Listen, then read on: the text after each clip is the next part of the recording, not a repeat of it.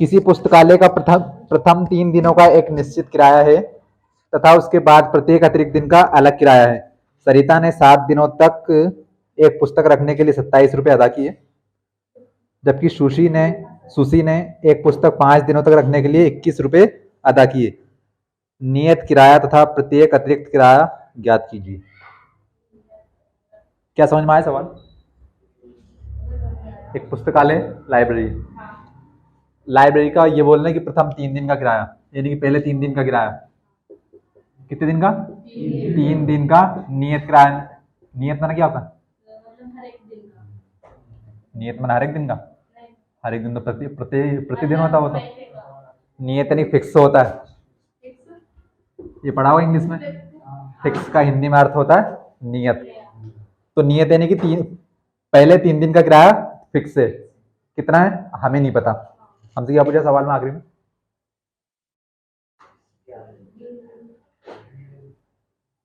क्या सवाल पढ़ा आप लोगों ने?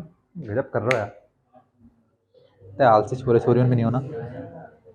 नियत किराया तथा प्रत्येक दिन का किराया निकालना। हमें ध्यान से देखना सवाल क्या है। सवाल है कि प्रथम 3 दिन का किराया आपका क्या है? फिक्स है। प्रथम 3 दिन का किराया ऐसा फिक्स है भैया कि आप एक बुक को एक दिन के लिए लो। जैसे कि मान लीजिए मैं आप एक बुक को खरीद रहे हो वहां से ना, तो आप उसे एक दिन के लिए रखो, 2 दिन के लिए, या फिर 3 दिन के लिए। कि आपको पढ़ने के लिए अगर एक दिन के लिए चाहिए, फिर भी आपका किराया कितने दिन का लगे? 3 दिन का लगा, क्योंकि पहले 3 दिन का किराया उसका क्या है? फिक्स है।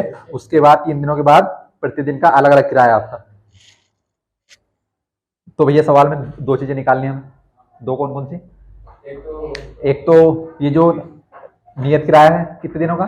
3 दिनों का, ये निकालना। उसके बाद पर डे हिसाब से जितना आपको किराया लग रहा। अब सवाल में है 2 लड़कियां। अब मैं लड़कियों का नाम लेने से पहले मान लूं इनको मैं, माना 2 चीजें निकालनी है हमें। तो भैया मैंने मान लिया कि नियत किराया। नियत किराया कितने दिन का है? फिक्स रेट आपका कितने दिन का? 3 दिनों का। तो नियत किराया कितने दिन का होगा आपका? 3 दिन का कितना होगा? ₹100 हो गया। ठीक है। और प्रतिदिन किराया, प्रतिदिन का मतलब कि हर एक दिन का, यानी कि आपने 3 दिन के बाद एक दिन रखे तो 4 दिन, 2 दिन रखे तो आपका 5 दिन का लगेगा। तो ऐसे प्रतिदिन किराया कितना होगा आपका? हमने मान लिया भैया ₹22, क्योंकि हम 2 चर वाले रैखिक समीकरण पढ़ रहे हैं, तो हमको 100 मान सकते हैं अलग अलग चर राशि। प्रश्नानुसार 2 लड़कियां सवाल में, एक सरिता और एक सुशी। प्रश्नानुसार, प्रश्न के अनुसार। अब मेरे को ये बताओ कि सरिता ने किताब को कितने दिनों तक अपने पास रखा?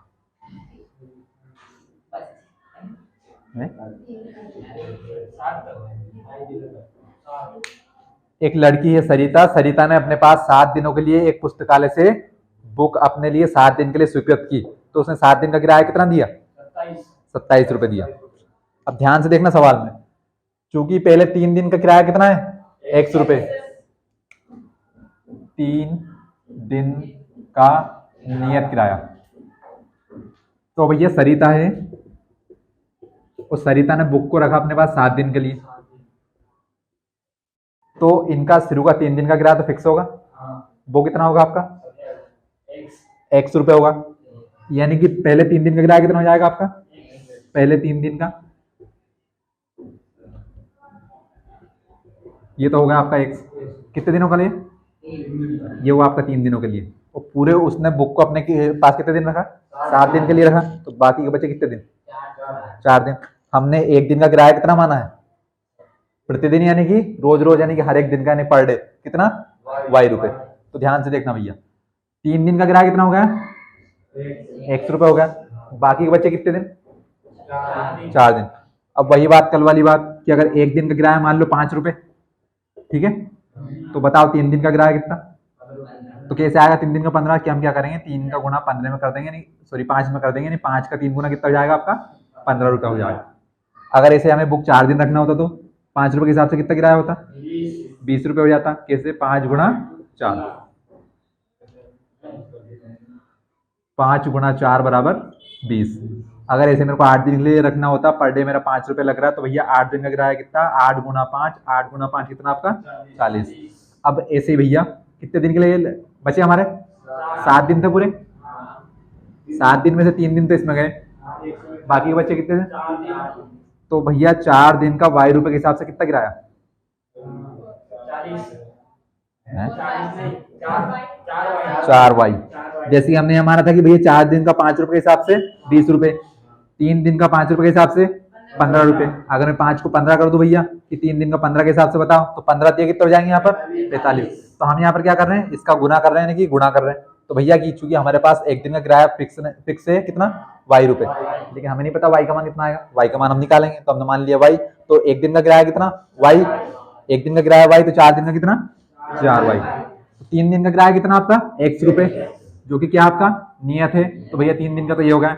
बाकी सरिता ने किताब को 7 दिनों के लिए रखा, तो वो बाकी कितने दिन बचे 4, और 4 दिन का किराया कितना 4y।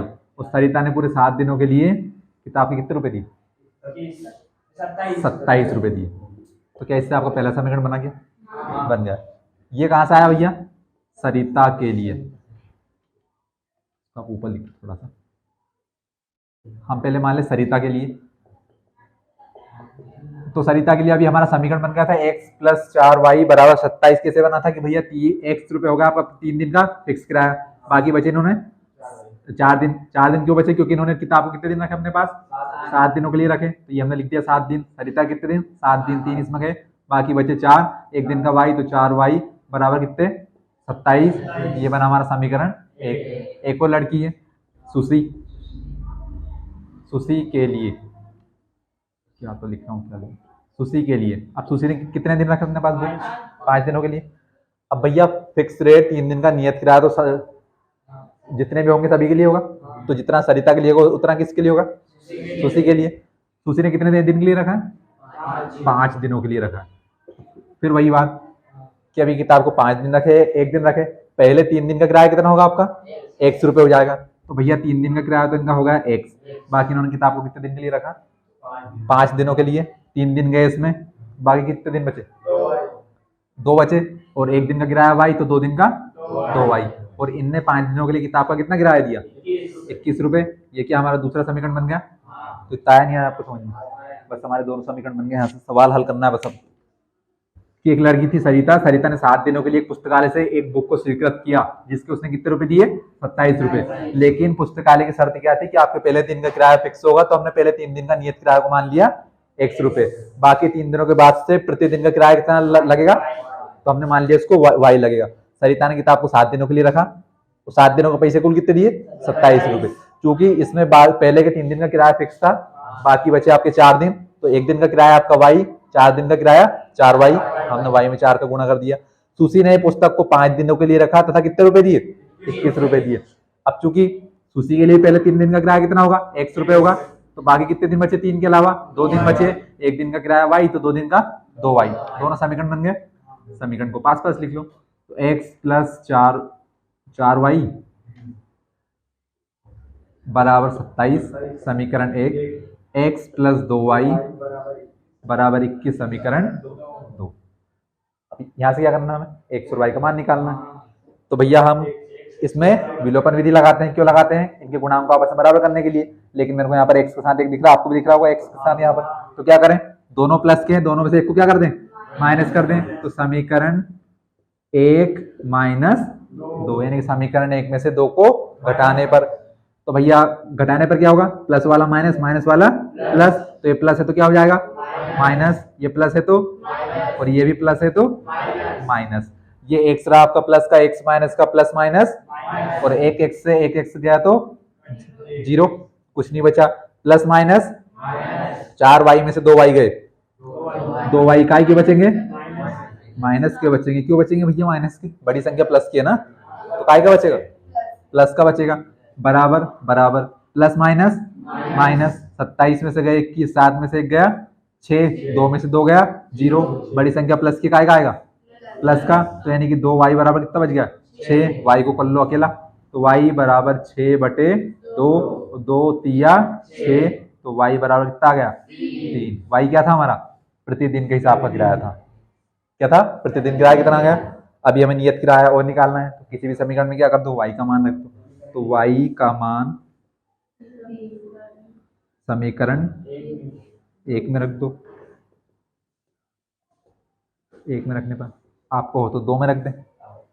अब लिख दिया है, किसको 2 बनाओ, ये लो भैया, समीकरण 2 हो गया। समीकरण दूसरा क्या है आपका? x प्लस 2y बराबर 21। अच्छा, आपने छोटा समीकरण देख लिया क्या? बढ़िया है। x प्लस 2 गुणा y का मान कितना? 3 बराबर कितना? 21। 3 गुणा 2 6 बराबर 21। 6 प्लस का बराबर कुछ तरफ जाकर तो 21 माइनस 6 कितना बचा? 15। तो x का मान कितना आ गया? यानी कि लाइब्रेरी का पहले का, यानी पुस्तकालय का पहले का 3 दिन का किराया कितना था? 15 रुपए फिक्स किराया। तो यहाँ पर लिख देना दोनों के पास में। x बराबर कितना आया? 15 नियत किराया रुपए, और y का मान कितना आया प्रतिदिन किराया? 3 रुपए। तो y बराबर 3 रुपए। आया नहीं आया समझ? तल आ गया।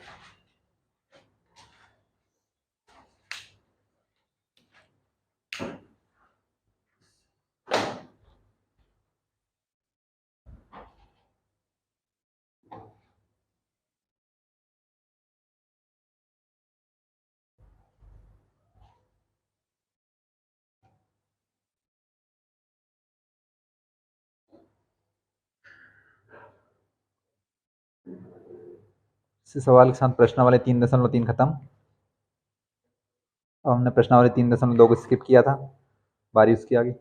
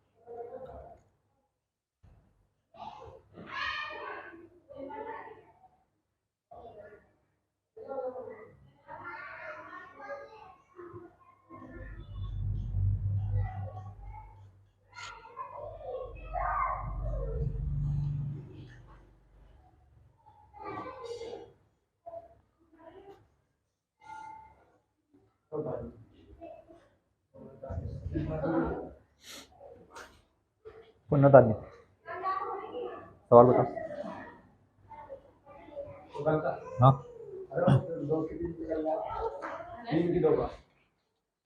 3 की 2 का, तो 3 की 2 का तो बोला था, उसे तो बोला था विलोपन विधि से हल करने के लिए।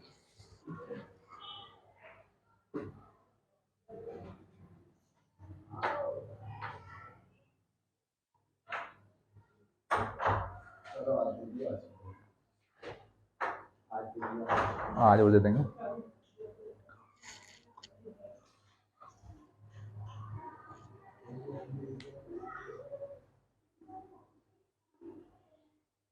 पढ़ लिया करो भैया, हमारा तो छोटा सा काम है कहने का। अब पढ़ो या ना पढ़ो आपकी इच्छा।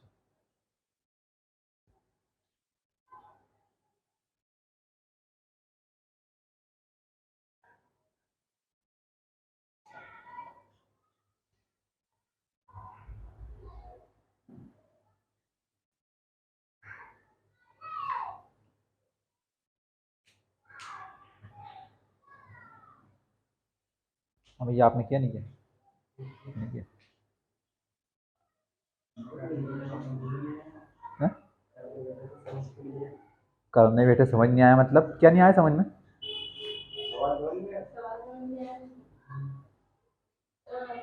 ऐसा क्या लिख दिया था सवाल में कि समझ में नहीं आया आपको? अच्छा ये बताओ सवाल कौन सा दिया था? हाँ, तीसरा का, पहले का, दूसरे का, तीसरे का दिया था? पहले का तीसरा दिया था। इसमें क्या समझ में नहीं आया ये पूछ लो आपने से पहले। इसको हमने कहा था कि इसको आपको विलोपन विधि से हल करना है, तो इसमें समझ में क्या नहीं आया? अरे तो अभी कौन सा समझ में आ गया? मैं ये पूछ रहा हूँ समझ में क्या नहीं आया उसमें।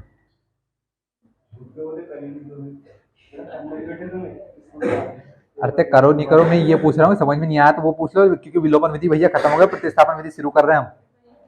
तो विलोपन यानी विलोम विलोपन विधि किससे बनी थी हमारी? उतारिए सभी ने।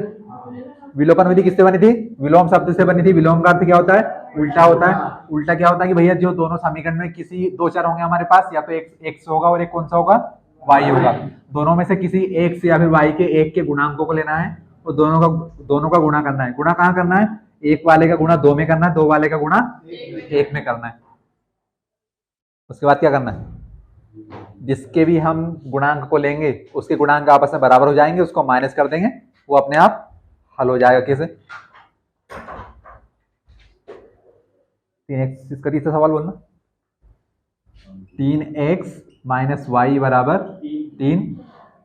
दूसरा समीकरण 9x माइनस 3y बराबर 9।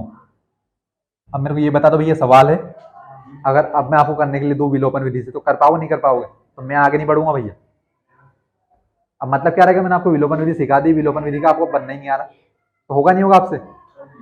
करना क्या है कि आपको एक से या फिर वाई किसी का एक का गुणांक लेना है, उसका गुणा उल्टा करना है। कहां पर? विलोपन विधि में। विलोपन विधि अब भैया बनी है आपके विलोम शब्द से, याद रख लो यार, विलोपन विलोम। और विलोम का मतलब ही पता क्या होता है? उल्टा होता है। लड़का का लड़की होता है ठंडा का गर्म होता है। तो भैया उल्टा क्या करना है कि या तो आप यहाँ से x का गुणांक लो, तो यहाँ पर x का गुणांक कितना है? 3 है। तो इस 3 का आपको कहाँ गुणा करना है? 9 में गुणा नहीं करना, पूरे समीकरण दूसरे वाले में करना है। उसके बाद यहाँ पर से x का गुणांक कितना है? 9 है। तो इस 9 का गुणा किस में करना है? इस पूरे समीकरण में। मान लो हम ये समीकरण 1 होगा, ये समीकरण 2। तो इससे क्या होगा कि अगर हमने x के गुणांक को लिया तो x के गुणांक आपस में क्या हो जाएंगे? बराबर। और हमें इनको आपस में बराबर ही करना है। आपकी इच्छा हो भैया हमें x वाले को नहीं ले, तो आप इसको ले लो। तो भैया यहाँ पर y के साथ कितना है? माइनस का 1। अब इसका चिन्ह देखना आपको साथ में, कितना लिखा है? माइनस का 1। तो माइनस का 1 का यहाँ से यहाँ तक पूरे समीकरण में गुणा करना है। समीकरण 2 में y का गुणांक कौन सा है? माइनस का 3। तो भैया माइनस के 3 का गुणा किसमें करना है? इस पूरे समीकरण में करना है। यही तो करना है, या तो x वाले को लो या फिर y वाले को लो। लेकिन ये ध्यान रखना कि ऐसा नहीं करना कि भैया इससे तो आपने y वाला ले लिया, इससे आप x वाला ले लो। अगर x का लिया तो दोनों x के, y के लिए तो फिर दोनों y के, गुणा कर देना, उसके बाद प्लस माइनस कर देना। होगी नहीं होगी ये बताओ? पक्का हो जाएगा? प्रश्नावली 3.2 प्रतिस्थापन विधि। प्रतिस्थापन का मतलब क्या होता है?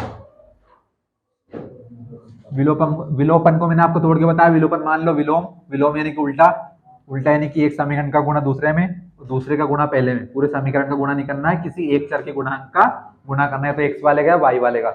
हम पढ़ रहे प्रतिस्थापन विधि। प्रतिस्थापन विधि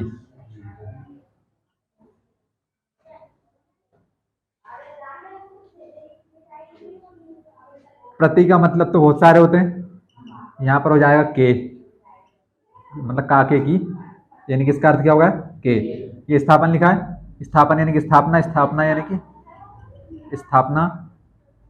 इसी के अंदर छुपा हुआ स्थान दिख रहा होगा आपको, ये लिखा है यहाँ से स्थान, ये पाखवाड़ा तो क्या बन जाएगा? स्थान बन जाएगा।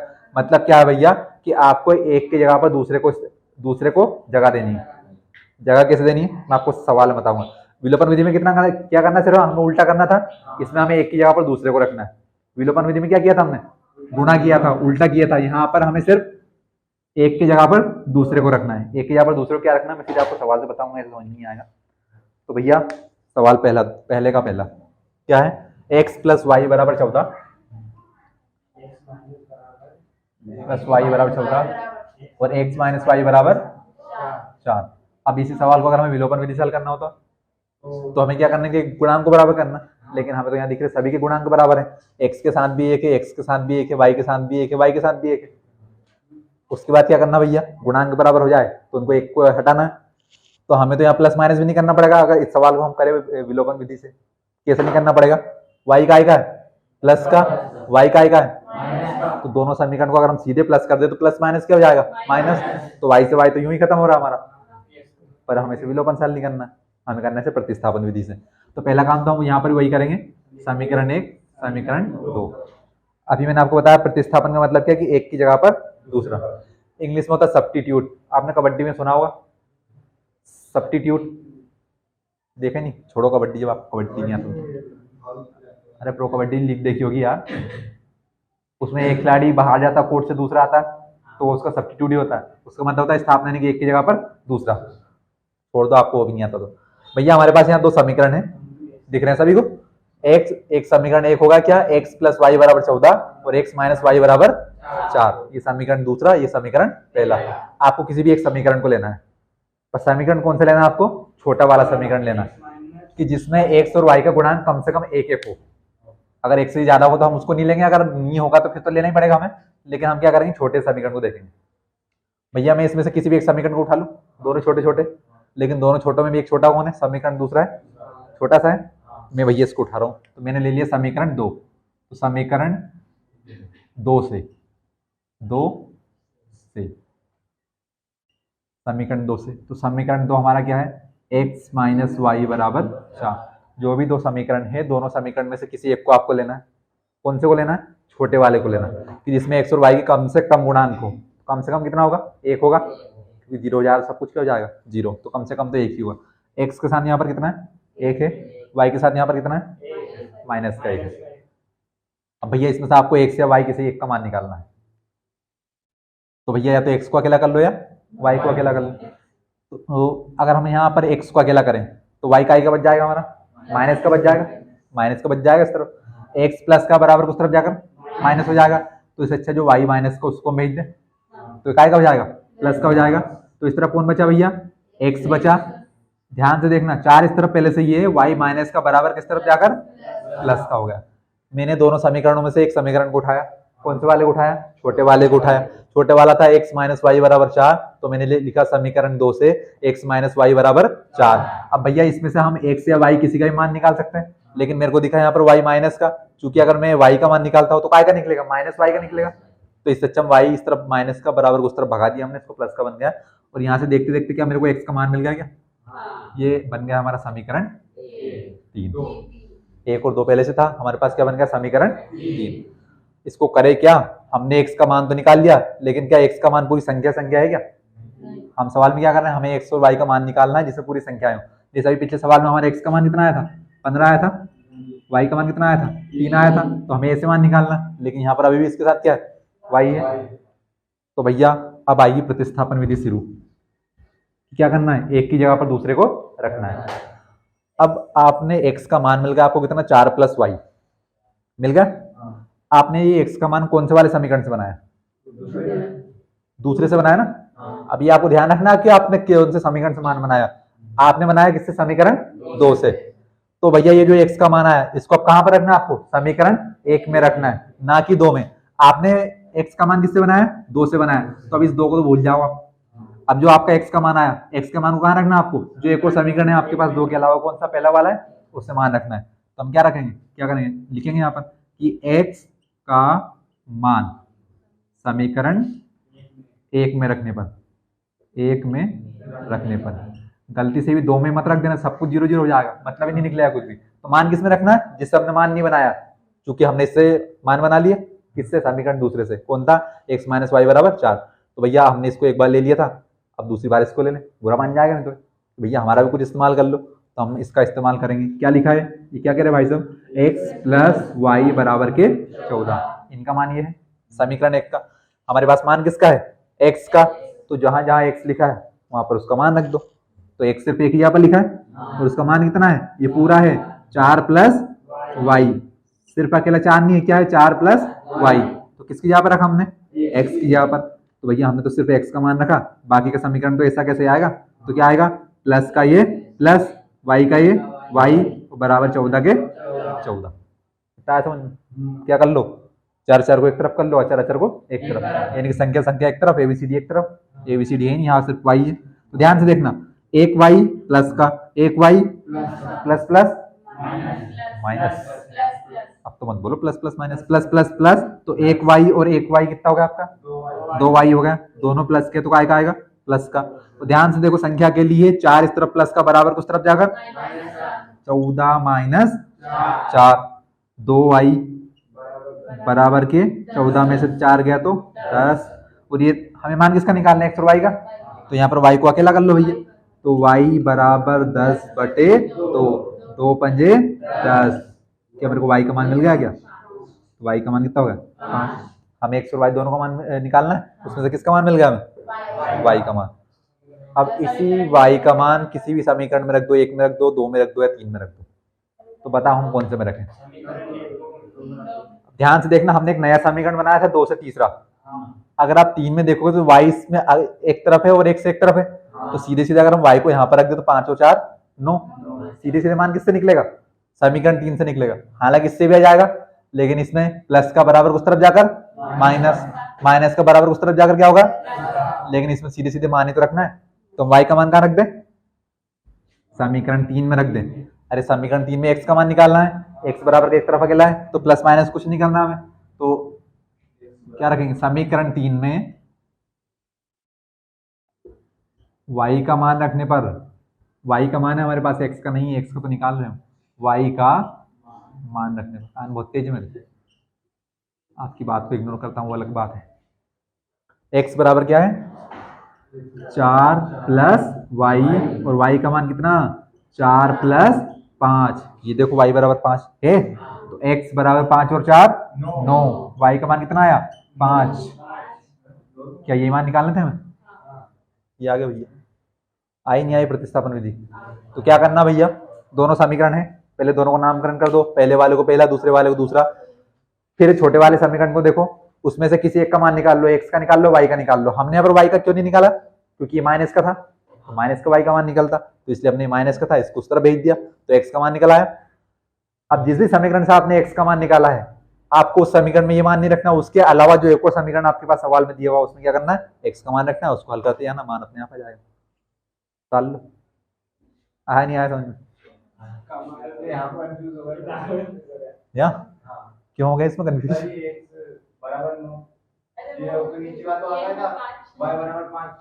हाँ ये समीकरण 3 लिखा ना हमारे पास, x बराबर 4 प्लस वाई, तो हमने लिखा कि समीकरण 3 में y का मान रखने पर, क्योंकि हम y का मान निकाल चुके हैं, तो हमने पहले समीकरण 3 को लिखा, तो समीकरण 3 क्या है, x बराबर 4 प्लस वाई, तो x बराबर 4, तो ऐसा कैसा, हमारे पास प्लस का प्लस, y का मान है हमारे पास 5, तो हमने y की जगह 5 को पटक दिया, तो प्लस प्लस क्या होते हैं, तो 5 और 4, तो सवाल में यह दिक्कत आ गई, ध्यान दिया करो भैया, छोटी सी भूल में बहुत बड़ी दुर्घटना हो सकती है। आप नेशनल हाईवे से चल के आते हैं, मैं गाड़ी चलाने को बोल रहा हूँ और कुछ नहीं, तो बताओ कौन सी विधि सरल, विलोपन की प्रतिस्थापन है? ये सरल है, अभी सवाल बड़े आने दो, फिर पता चलेगा कौन सी सरल है, अभी बटे मान आएंगे आगे जाके।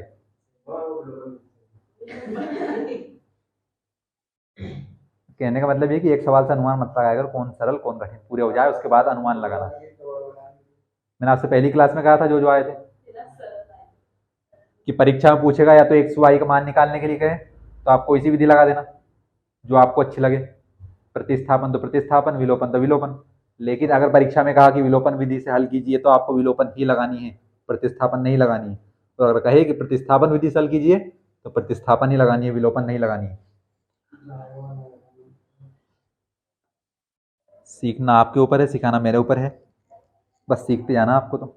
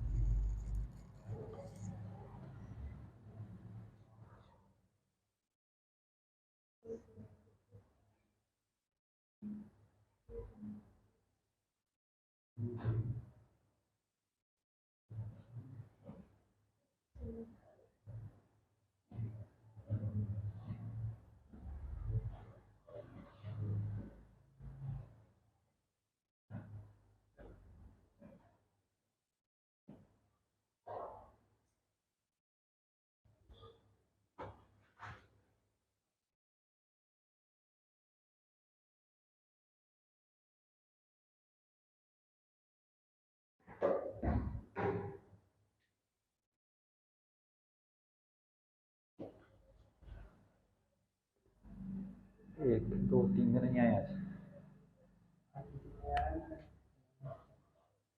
भैया, पूरा पूरा नुकसान है। अब देखो बोलने के बाद भी आप कुछ नहीं कर तो आपकी इच्छा भैया।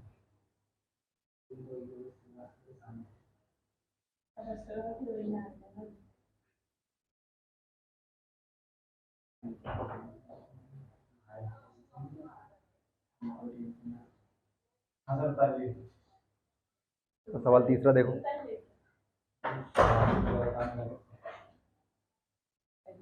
रोज आने के फायदे ये कि अब मैंने पहले सवाल को इतने अच्छे समझाया, अब सारे सवाल को थोड़ी इतने अच्छे समझाऊँ। कितनी देर लगी आपको? 15 मिनट लग गए सवाल करने में, मेरे को करने में, आपको उतारने में तो और अलग से टाइम लगा। सोचो अब डेली आने के फायदे हैं भैया।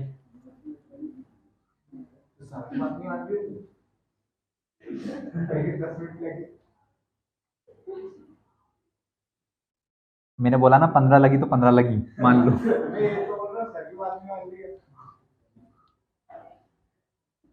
15 लगे 45 लगे, आपको समझ में आया ना? मैं फिर से वही करता, अगर आपको समझ में नहीं आता 1 घंटे तक करूंगा, फिर भी नहीं आया तो अगले दिन करूंगा। तीसरा सवाल इसका, 3x माइनस वाई बराबर कितना लिखा? कितना लिखा है? 3। 9x, अरे कर रहे अभी, 9x माइनस 3y बराबर 9। भैया 2 सवाल हमारे पास, प्रतिस्थापन विधि लगानी है, और ये सवाल आज आपके लिए होमवर्क है। कल सवाल नहीं करो, आना मत भले, पक्की बात सभी को बोल रहा हूँ। विलोपन विधि से करके लाना है इसे। वो तो मैं कर रहा हूँ प्रतिस्थापन से। तो हाँ, तो ये होमवर्क है भैया। हाँ, क्या करना है? ये समीकरण 1, ये समीकरण 2। Don't talk, please pay attention on the board, I am solving the question. इतनी इंग्लिश आती मेरे को। हाँ, तो समीकरण 1 समीकरण 2 क्या करना है? एक्स और वाई के मान निकालने हैं, तो बोल दिया अपने शुभ मुख से, क्या एक्स और वाई का मान निकालो प्रतिस्थापन विधि से। हाँ भैया, अब हमें क्या करना है कि दोनों समीकरण को देखना है ध्यान से। देखो मेरे को समीकरण को देखो, दोनों में छोटे समीकरण को देखो कौन सा है, ऊपर वाले को। तो भैया हमें एक ऐसे समीकरण को देखना है। अब चूंकि पिछले वाले सवाल में दोनों सरल थे, दोनों छोटू से थे, लेकिन यहाँ पर ये वाला ज्यादा छोटा, ये वाला उससे थोड़ा बड़ा है। हमें दोनों समीकरण में उस वाले समीकरण को देखना है कि जिसमें कम से कम एक्स और वाई के साथ 1 लिखा हो। तो भैया हमें समीकरण पहला दिख रहा है छोटा सा है, और उसमें वाई के साथ कितना लिखा हुआ? माइनस का 1। तो उसी एक्स और वाई का मान निकालना हमें, और वही हमें आसानी से निकल सकता भैया। तो हमने मान लिया कि समीकरण 1 से, कौन से वाले समीकरण से? 1 से। जरूरी नहीं कौन से निकालो, लेकिन अगर छोटे वालों को लेंगे तो हमारी कैलकुलेशन आसान होगी, बस और कुछ नहीं होगा।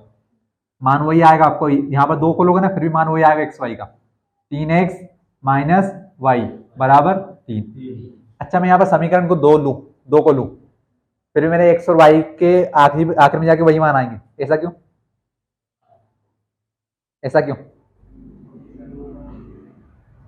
मैंने यहाँ पर समीकरण 1 को लिया, अगर मैं यहाँ पर समीकरण को 2 को भी लेता हूं तो एक्स और वाई को वही मान आएंगे जो समीकरण 1 को लेने पर होगा। तो ऐसा क्यों? 3 प्रकार की रेखाएं पढ़ी आपने, ये किस प्रकार की रेखा है? ये प्रतिच्छेदी रेखा है। क्यों है? क्योंकि इसमें इसका आदित्य हल होंगे, यानी कि एक्स और वाई कितना मान होगा? एक ही होगा, कोई सी विधि से हल कर लो। तो ये वाला थोड़ा सा ध्यान रख लिया करो यार, पीछे वाला याद नहीं है, आगे वाला पढ़ते जा रहे हैं। हाँ भैया, तो हमें किसका मान निकालना है? जो कि अकेला हो। यहाँ पर अकेला कौन दिख रहा है आपको? वाई दिख रहा है। तो भैया उसका मान आपको प्लस के साथ निकालना है। यहाँ पर वाई का है माइनस का, तो उसको प्लस करने के लिए क्या करना पड़ेगा मेरे को? बराबर को उस तरफ ले जाओ। तो भैया मैंने क्या किया कि 3x बराबर 3 प्लस वाई, वाई जो माइनस का था उस तरफ जाकर क्या होगा? क्या मेरे को वाई का मान मिल गया क्या? कहाँ मिल गया? अभी इसके साथ प्लस में क्या लिखा हुआ? 3 लिखा हुआ, और हमें वाई को अकेला करना है। तो भैया जैसे इस तरफ माइनस का था, बराबर उस तरफ जाकर काय का हो गया, तो फिर से इस 3 को उठा के इस तरफ फेंक दो। तो भैया 3 इस तरफ प्लस का है, काय का हो जाएगा इस तरफ आकर, तो 3x माइनस के 3, क्या वाई अकेला होगा? और क्या यहाँ से वाई का मान कितना मिल गया? 3x माइनस का 3। मैंने बदली कर दी उनको, वाई को इस तरफ लिख दिया, इसको इस तरफ लिख दिया। तो वाई का मान आया नहीं आपके पास? कौन सा समीकरण? समीकरण 3। इतना आया नहीं आया आप समझ? बस इसके बाद उठा के दूसरे समीकरण पटकना। किससे मान बनाया आपने? हमने मान बनाया है y का समीकरण 1 से, तो अब इसका मान कहां पर रखना है? समीकरण 2 में रखना है, ना कि 1 में। 1 में गलती से रखी मत देना, सब कुछ 0 0 हो जाएगा। तो भैया y का मान कहां रखेंगे? तो यहाँ पर लिखना भी पड़ेगा आपको, सामने वाले को बताना पड़ेगा, जो कॉपी चेक करेगा वार्षिक परीक्षा में आपकी, कि y का मान कहां रख रहे हैं हम? y का मान समीकरण, अरे यार 2 में रख रहे हैं, 2 में रख रहे हैं, 2 में रखने पर 3 में क्यों रखेंगे? 3 में तो हमारे पास y का मान है, 3 से 2 में रखेंगे। तो अच्छा भैया समीकरण 2 क्या कह रहा है? 9x माइनस का 3y बराबर का 9। तो मान कहां पर रखना है? जहां पर y लिखा हुआ है, तो रख दो जहां पर y लिखा है। 9x माइनस का ये 3, ऐसा कैसा? अच्छा ये 3 और y में आपस में संबंध काय का है? इकाई में प्लस माइनस में, गुणा में, इकाई में सॉरी, ये 3y आपस में, इन दोनों में संबंध होगा कुछ ना कुछ, काय में? गुणा में। तो y का मान जो भी आएगा उसका 3 में क्या होगा? गुणा होगा। तो भैया जो भी आपका y का मान है एक पद से अधिक है, उसको कोष्टक के अंदर लिख देना। 3x माइनस का 3 कोष्टक के अंदर क्यों लिखना है? क्योंकि पद 1 से अधिक है, और कोष्टक का मतलब क्या होता है? गुणा, बराबर में 9। y का जगह पर हमने y का मान रख दिया 9, ऐसा का ऐसा। x का मान है कि हमारे पास नहीं है, तो हमने x को ऐसा का ऐसा छोड़ दिया। माइनस का माइनस, 3 का भी 3 ही आएगा, हमारे पास y का मान है और y लिखा है, y का मान कितना? 3x minus 3। तो इस y की जगह पर मैंने यहाँ पर मान रख दिया 3x माइनस का 3। तो यहाँ पर कोष्टक क्यों लगाया? क्योंकि ये दोनों आपस में काय में? गुणा में है। बराबर का बराबर, 9 का 9। बस क्या करना है? इसे हल करना है। तो भैया 9x ऐसा का ऐसा। अब आपको पता है कि चिन्ह, इन चिन्हों का भी गुणा होता है आपस में। तो भैया यहाँ पर कितना लिखा है? माइनस, यहाँ पर क्या है? माइनस प्लस माइनस, 3 का 3x में गुणा किया तो 3 तिया 9x, 3 तिया 9x, 1/3 1/3 1/3। हाँ, माइनस माइनस प्लस, 3 का गुणा किया 3 में, कितना? 9, बराबर कितना? 9। भैया 9x प्लस का 9x माइनस का, रुक जाओ भी, 9x माइनस का 9x, x को एक तरफ कर लो, संख्या संख्या एक तरफ, ये 9 प्लस का बराबर कुछ तरफ जाकर 9 minus 9, 9x minus plus minus minus, 9x में से 9x गया तो 0, बराबर के बराबर, प्लस माइनस 9 में से 9 गया तो भैया तो 0 बराबर 0 आ गया। तो ऐसा क्यों आया भैया? यहाँ पर 0 बराबर 0 आ गया, क्या हमारा सवाल गलत है? कहाँ गलत है? नहीं है, सही है भैया। यहाँ पर 0 बराबर 0 इसलिए आया क्योंकि ये रेखाएं किस प्रकार की है? प्रतिशती रेखाएं नहीं है। प्रतिशती रेखा में क्या होता है? एक हल होता है। एक हल नहीं किया, हमें x और y के मान निकाल सकते थे। समांतर रेखा में तो कोई हल नहीं होता। संपाती रेखा, यहाँ पर 0 बराबर 0 आ गया, यानी कि यहाँ पर हम x और y के एक से अधिक हल निकाल सकते हैं, और चूंकि हम एक से अधिक हल निकाल सकते हैं इसलिए यहाँ पर एक हल नहीं आएगा। तो यहाँ पर क्या होगा? 0 बराबर 0। तो यहाँ पर आपको क्या लिखना है? पहले तो चूंकि लगाना बाकायदा, 3 बिंदियां, 2 के बीच में 1, इसका मतलब क्या होता है? हम जानते हैं। क्या लिखना? चूंकि रेखाएं किस प्रकार की हैं? रेखाएं संपाती है, संपाती है, अतः क्या होगा? अनेक हल होंगे, अनेक हल होंगे। और चूंकि अनेक हल होंगे तो हम x और y का कोई एक मान नहीं बता सकते, इसलिए यहाँ पर x और y के मान हम ज्ञात नहीं कर सकते। बता लो इतनी ही सवाल। भैया निकाल नहीं सकता, अब क्या करें हम? पूछो क्या डाउट लग रहा है आपको, मैं क्लियर करने के लिए तैयार हूँ। ये प्लस का 9 कहाँ से आया? ये 3 काय का है, ये 3 काय का है। तो जब हम माइनस का गुणा माइनस में करते हैं तो क्या होता है? प्लस होता है। तो भैया प्लस आ गया, और 3 का गुणा 3 में कर दिया तो 9। Is your doubt clear?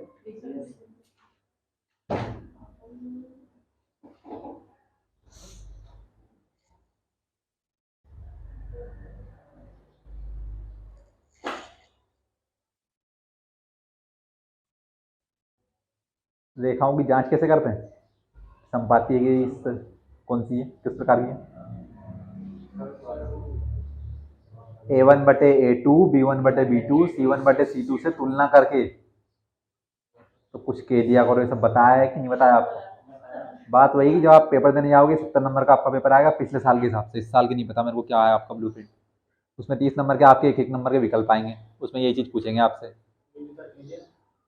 कहाँ हटा दिया यार?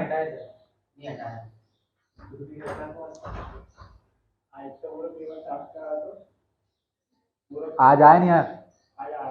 तो भैया ये फिर त्रैमासिक में आपका पेपर अभी भी बोर्ड से बन के आया है?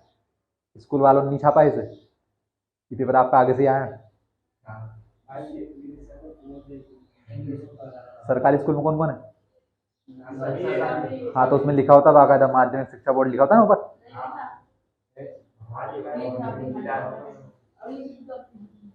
आधों पे लिखा, आधों पे नहीं लिखा, मतलब किसी बात कर रहे हो यार?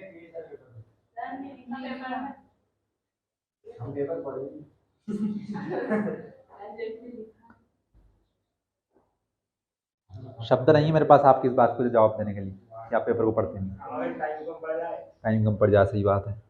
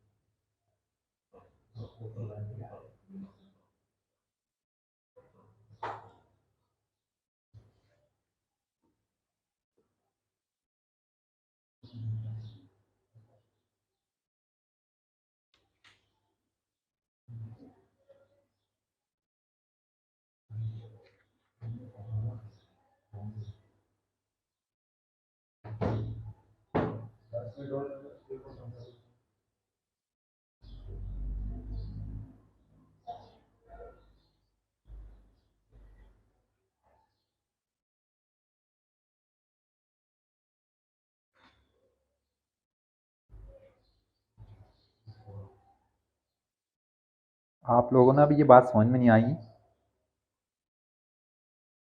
तो बार बार मेरा काम ही बोलने का क्या? भैया रोज आने की कोशिश किया करो।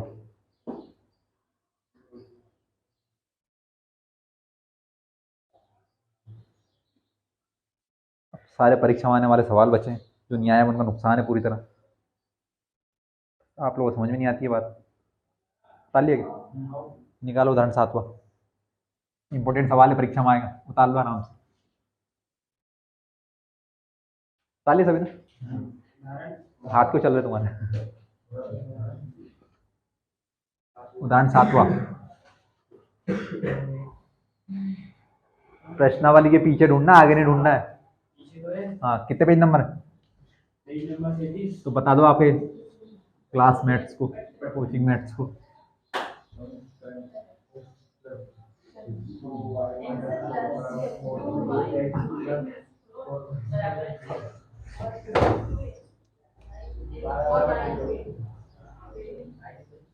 क्या आप लोगों को यही यही सवाल मिला है?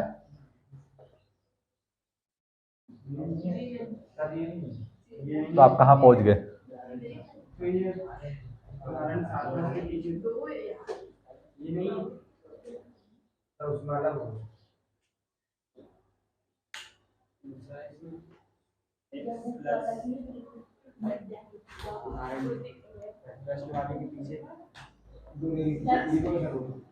किताब पुरानी है क्या?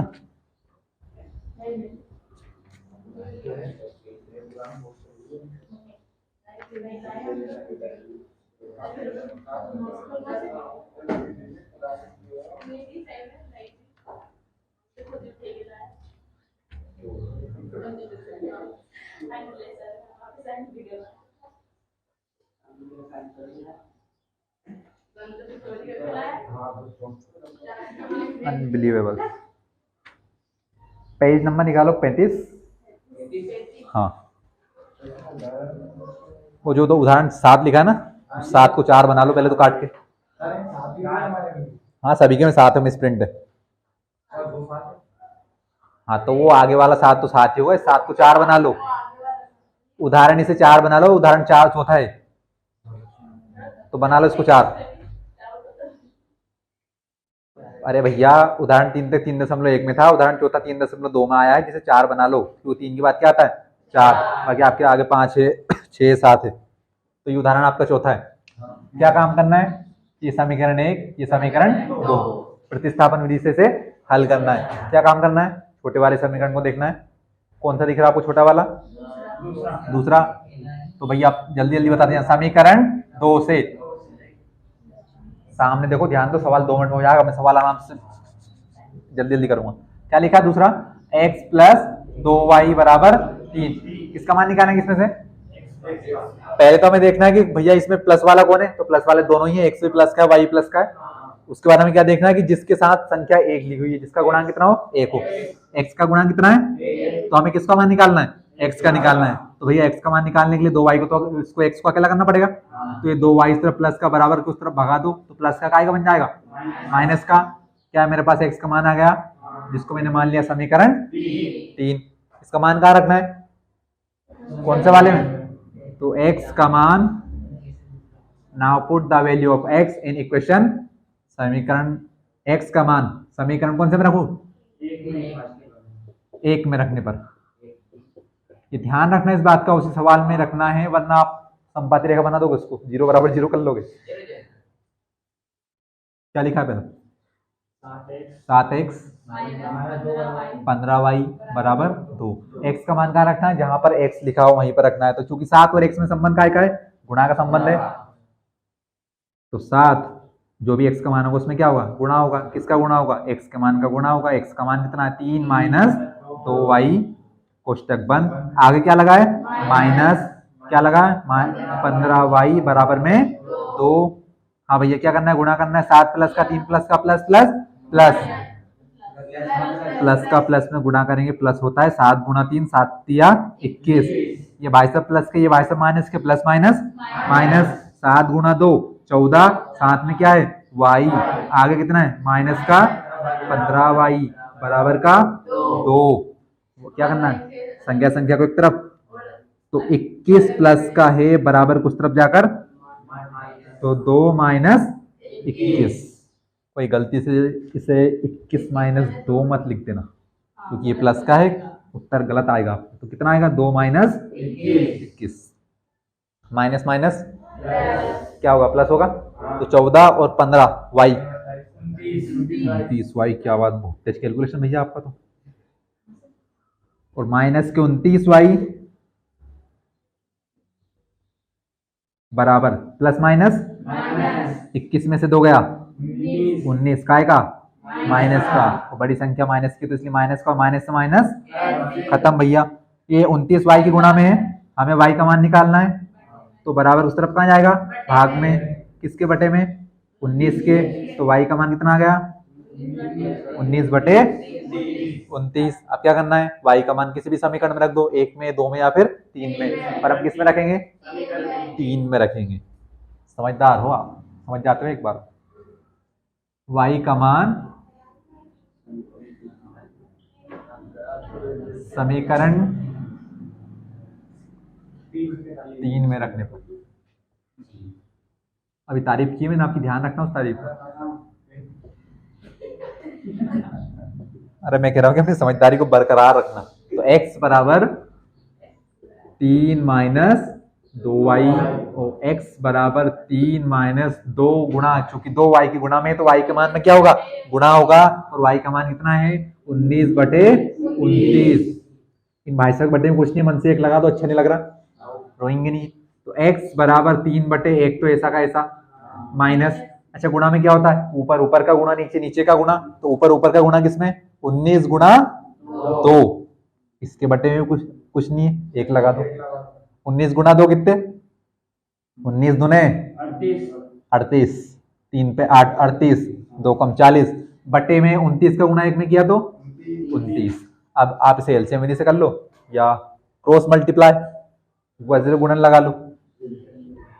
तो x बराबर, हम भैया क्रॉस मल्टीप्लाई कर रहा हूं तो इसको हल कैसे करेंगे, 29 का 1 में करना है, 29 एकम 29, फिर 29 का किसमें होगा 3 में, 29 तिया 87, बीच में क्या है माइनस, तो माइनस 38 का गुणा किया 1 में 38, यहाँ पर कुछ नहीं किया मैंने, गुणा कर दिया, 29 का गुणा 1 में किया तो 29, 29 दूने 29 एकम 29, 29 दूने 58, 29 तिया 87, 87 के 87, माइनस का माइनस, 38 एकम 38। अब मैं आपको 29 का गुणा ऐसे भी करके बताता, फिर भी वही आता, तो मैंने मेरा टाइम बचा दिया। x बराबर भैया ध्यान से देखना, ये प्लस का, ये माइनस का, प्लस माइनस 7 में से 8 गया तो 1, 7 में से 8 नहीं आएगा, इस तरफ से कैरी करेंगे, हासिल लेंगे, 17, 17 में से 8 गया तो 9, 1 कम 10, यहाँ पर कितना बचा 7, 7 में से गया 3, 4, क्या बात, बटे 29, x का मान कितना आया 49 बटे 29, ये नहीं कटेंगे भैया, y का मान कितना आ गया था 19 बटे 29 है। अब बताओ कौन सी विधि सरल, अभी तो सवाल ही नहीं आया भैया, अभी तो यहाँ पर देखो आप पे x अकेला गया, अभी x अकेला भी नहीं आएगा, चूंकि संख्या गुणा में होगी तो भाग में जाएगी तो बटे बनेगी। मेरे को एक बात ये समझ में नहीं आती, तो चलिए भैया सलीम सर ने पढ़ाया है, पूरी क्लास लाइव चल रही है और आप सभी स्टूडेंट कनेक्टेड हैं। कैमरामैन फोकस करो, प्लेस लाइट में कोई कमी नहीं होना चाहिए, और लगभग हमारे यहाँ लाइट चली गई अभी जस्ट। और स्टूडेंट इतना समझ लीजिए, डाली क्लास देख रही हो, मानसी क्लास देख रही है, मुस्कान क्लास देख रहे हो, अंकित क्लास देख रहे हो, अतुल क्लास देख रहे हो, सभी स्टूडेंट। नितिन क्या सही कोई दिक्कत आई मैथ क्लास में? इतना भी फोकस नहीं करवाना है मुझे कि मुझे फेमस ही नहीं करना देना।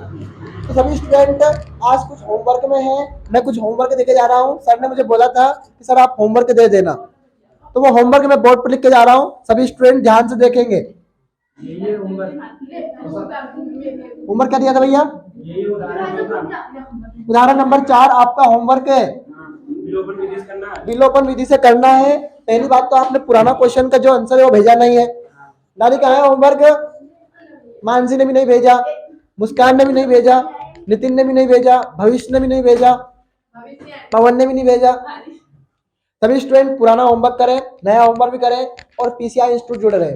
जस्ट इसके 5 मिनट बाद आपकी नेक्स्ट क्लास है साइंस की, सभी स्टूडेंट वहां पर भी कनेक्टेड हुए, मैं आपका इंतजार करूंगा। All the very best student, पढ़ते रहिए, मुस्कुराते रहिए, all the very best, thank you.